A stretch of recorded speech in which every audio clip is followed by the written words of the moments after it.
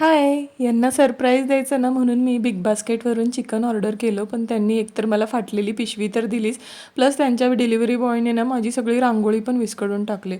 जरी पाडव्याला आता 2 दिवस झाले असले ना, तरी मला खूप जास्त दुःख झाले कारण त्यांनी माझी रांगोळी विस्कळली. पण ठीक आहे, मला ₹240 ना 1.5 किलो चिकन भेटलं आहे, तर त्याच्यामुळे मी जरा खुश होते आणि ह्यांच्यासाठी मी मस्त असा सरप्राईज मेनू प्लॅन केला आहे. चिकन यखनी पुलाव आणि शाही चिकन.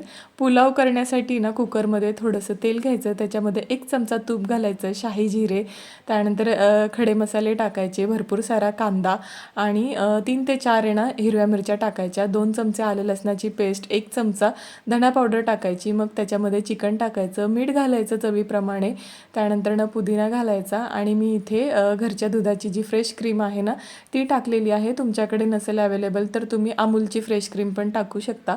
मग 1 शिट्टी घ्यायची आहे, चिकनला 1 शिट्टी बास होते आणि ह्याच्यात मी अजिबात पाणी घातलं नव्हतं. चिकनला चांगलं पाणी सुटलेलं आहे. त्याच्यामध्ये मी अर्धा तास भिजवलेला बिर्याणी राईस टाकला, व्यवस्थित मिक्स करून घ्यायचं. मग त्यामध्ये 1 ते 1.5 पळी ना दही घालायचं आणि पुन्हा आपल्याला 4 शिट्ट्या घ्यायच्या आहेत. अजिबात मी ह्याच्यामध्ये पाणी घातलेलं नाही आहे आणि हा मस्तपैकी चिकन यखनी पुलाव तयार झालेला आहे. ह्यांना तर हे सरप्राईज इतकं जास्त आवडलं ना आणि स्पेशली शाही चिकन पण इतकं मस्त झालं होतं. त्याची रेसिपी मी तुमच्यासोबत उद्या शेअर करते.